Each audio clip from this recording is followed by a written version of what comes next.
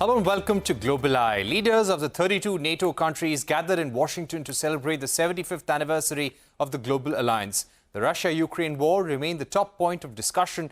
In the joint declaration, NATO called Russia the most significant and direct threat to allies' security. It stated that the deepening strategic partnership between Russia and China and their mutually reinforcing attempts to undercut and reshape the rules-based international order are a cause for profound concern. The declaration reaffirmed NATO's unwavering solidarity with the people of Ukraine, adding that a strong, independent and democratic Ukraine is vital for the security and stability of the Euro-Atlantic area.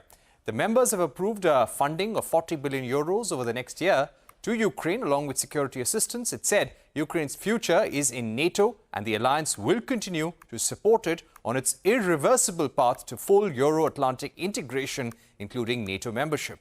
The declaration condemned Russia, saying it must immediately stop the war against Ukraine and completely and unconditionally withdraw all of its forces from Ukraine in line with the UN General Assembly resolutions. Further, NATO accused North Korea and Iran of fueling Russia's war of aggression against Ukraine by providing direct military support to Russia. It also said that China has become a decisive enabler of Russia's war against Ukraine. It also said China poses systemic challenges to Euro-Atlantic security and accuses the nation of sustained malicious cyber and hybrid activities, including disinformation. Chinese foreign minister said that the China-Russia relations are based on the principles of non-alignment, non-confrontation and non-targeting of third parties. Russia called the NATO declaration summit a serious threat to the security of the Russian Federation, saying it will require retaliatory measures to contain the alliance. To take this forward, we are now joined by Ambassador Anil Trigunayat, former Indian ambassador to Jordan and Libya and distinguished fellow at the Vivekananda International Foundation. We are also joined by Brahma Chalani, strategic affairs expert. Gentlemen, thank you very much for joining us on the program. Brahma Chalani, if I could begin with you. The significance of China being called out for the first time by the NATO alliance for supporting Russia's war against Ukraine. What do you think? This was NATO's strongest ever language against China. NATO has gradually expanded its remit. Its traditional role has been to contain Russia and to safeguard Europe's territorial integrity. But now we are seeing a mission creep, and China is becoming an increasing concern for NATO, in large part because NATO countries are concerned about cyber warfare capabilities of China. China's cyber warfare capabilities are quite formidable. So we are seeing this expansion of NATO's mission. In fact, the fact that leaders of Japan, New Zealand, South Africa, and Australia were present at the NATO summit.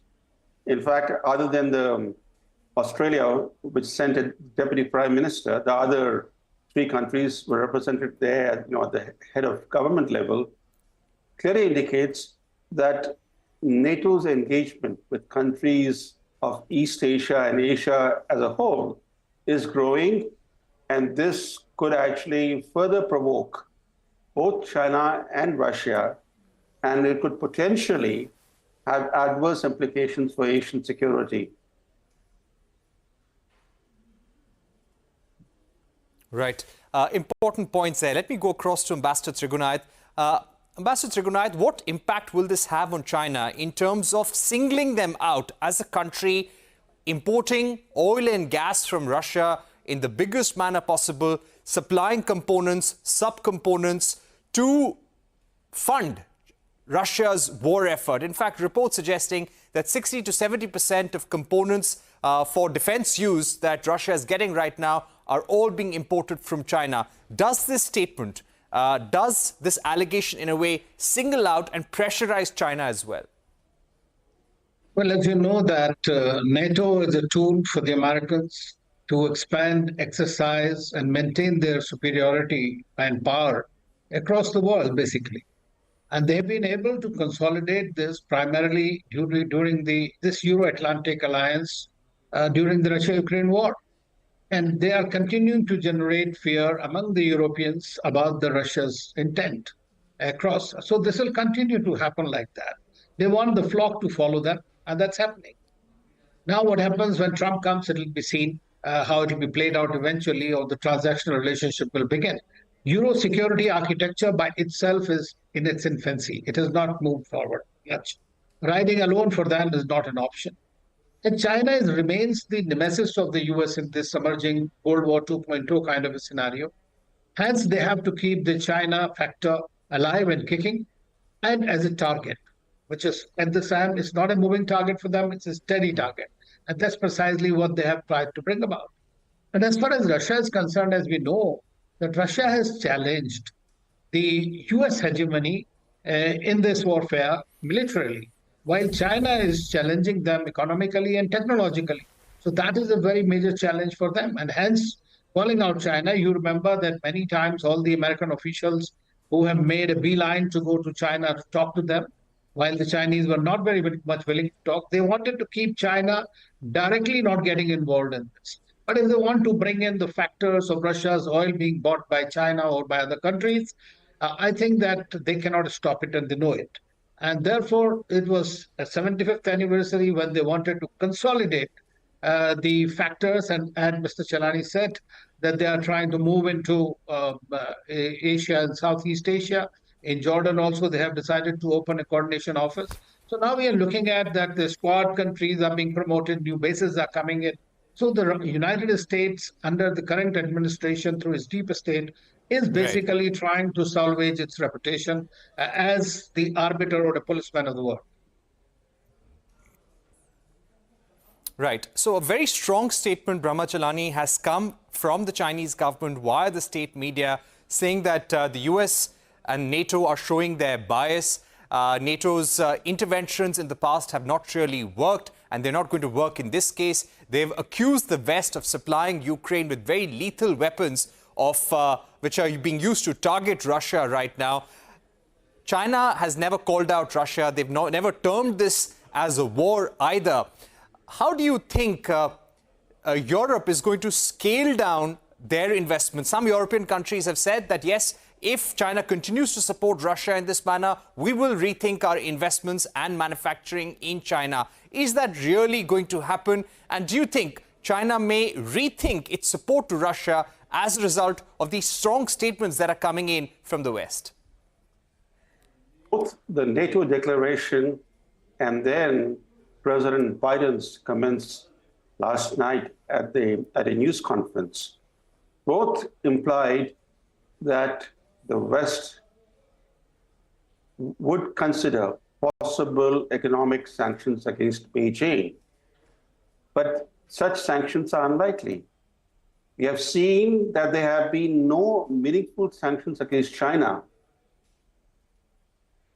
over several actions of China. For example, China has locked up more than 1 million Muslims in Xinjiang. No sanctions, no meaningful sanctions against China. China has redrawn the entire geopolitical map of the South China Sea. No sanctions against it of any concrete type. China, in a way, swallowed Hong Kong by squashing its autonomy. Again, it has faced no meaningful sanctions.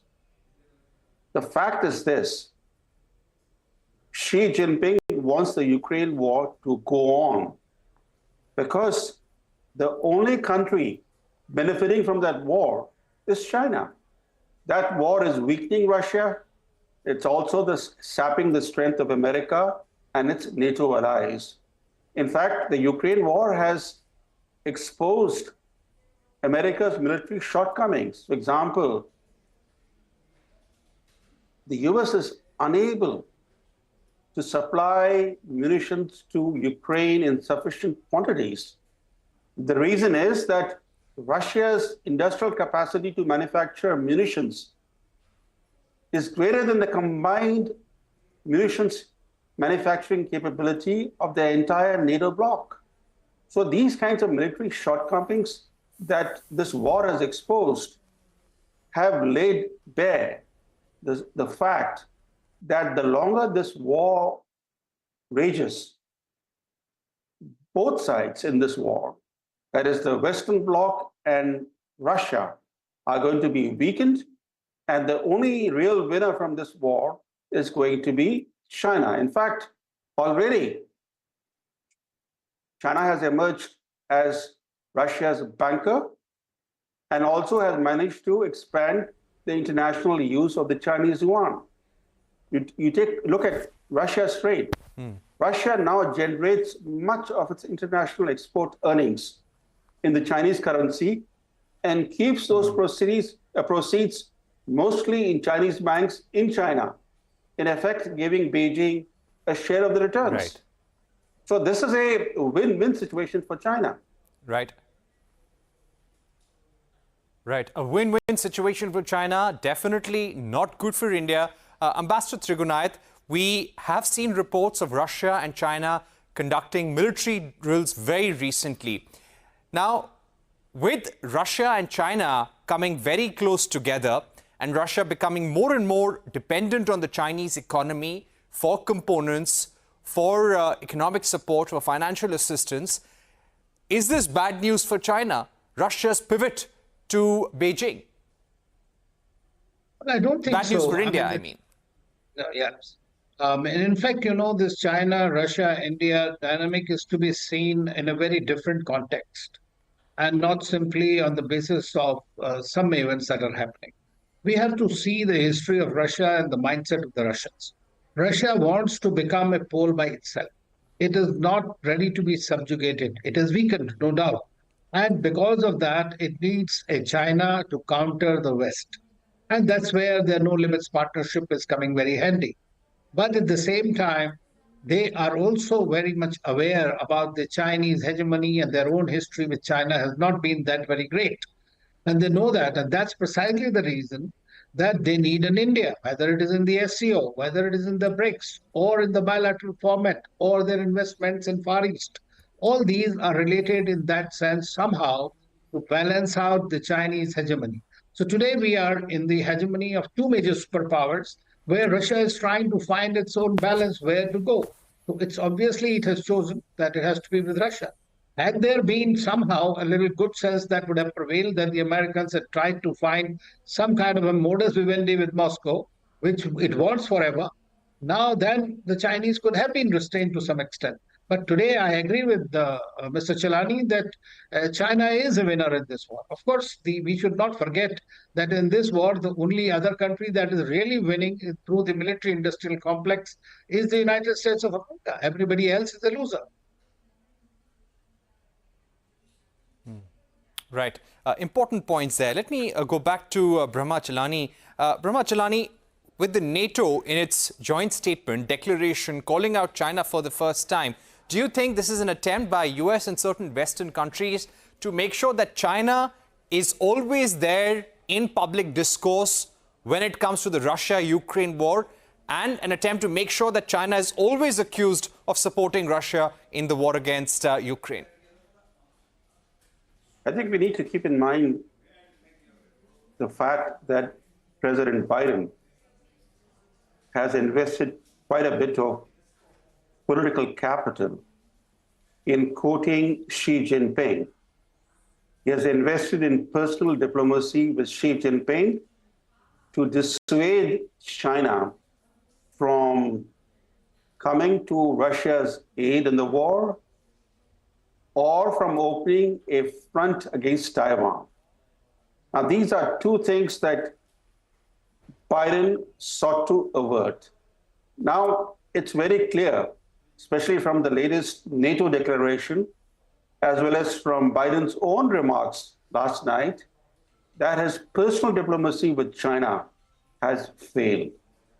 Xi Jinping is determined to do what he thinks is essential to fulfill what he calls the Chinese dream. The Chinese dream essentially is to supplant the United States as the world's foremost power. His aggressive instincts have been known to everybody. Today, Taiwan faces a bigger threat from China. Coercive pressures from China on Taiwan are increasing, and the Americans are unable to do anything about it, other than provide some arms. And even the arms supplies to Taiwan are lagging several years behind because the Americans Their focus now is on Ukraine. Supplying Ukraine is the primary task of the American policymakers. So Taiwan today is more vulnerable. But to make matters worse for the US, a de facto alliance between China and Russia is emerging. This is largely because of American policy. The US has pushed a reluctant Russia toward China. It has forced Russia to pivot to China. The last thing Russia has ever wanted is to become a sort of a partner or a junior partner, a dependent on China. But unfortunately, what has happened is that thanks to American sanctions policy, Russia has been left with little choice but to develop closer ties with China, which largely work to China's advantage. And this is not conducive to India's interests. That's the reason why Prime Minister Modi was in Moscow. It's very important for India to ensure that Moscow does not align itself too closely with China. The fact that the Western policy is pushing Russia towards China makes it even more imperative for India to engage with Moscow and seek to persuade Moscow that its interests lie with other countries, that it should not become too aligned or too dependent on China. Okay, let me get a final word on that from Ambassador Trigunath. Ambassador Trigunath, just to sum up the Moscow summit between India and Russia, do you think India has managed to emphasize and press on Russia to understand that the India-Russia relationship needs to be valued on its own terms? We have very strong defense ties, energy ties, nuclear ties, and we need those supplies to continue as well. Do you think India has managed to come back with those assurances despite the growing closeness between Russia and China? Ambassador Trigunath. Well, frankly, I have no doubt about it. I mean, I have followed and served in Russia for 7 years in different capacities. And I have seen it that as long as Putin is on the scene, I'm not saying the Russia in general, but while Putin is in the scene, he is heavily invested in his relationship with India. And so is Prime Minister Modi. And they have the freest and frankest discussion on every issue. And that's why Prime Minister Modi was telling that the bullets and bombs are not going to get the peace. So there was some kind of an understanding. But at the same time, as far as our critical requirements are concerned, they have, in my view, to a great extent been reassured. And even during our difficulties with Galvan, when we had the supplies problems, despite China's objections, they supplied S-400, they supplied all the equipment and whatever we wanted. There were 49, 43 items that the list was given by our defense minister to the Russians. They gave it. So wherever possible, so they stand with India, and there I don't have any doubt. And I told you that India is a critical pivot for Russia against China as well. Right. That is an important point to end on. India continues to be a crucial pivot for Russia against China as well. Thank you very much, Brahma Chalani, Ambassador Trigunath, for joining us on the program. We're taking a short break. But on the other side, Prime Minister Modi also held talks with Austrian Chancellor Karl Nehammer to boost relations between the two nations. This was a first visit by an Indian Prime Minister since 1983. A special discussion with Hans-Jörg Hortnagel, Commercial Councillor, and Ajay Singh, Head Technology and Innovation at Advantage Austria at the Austrian Embassy, when we return.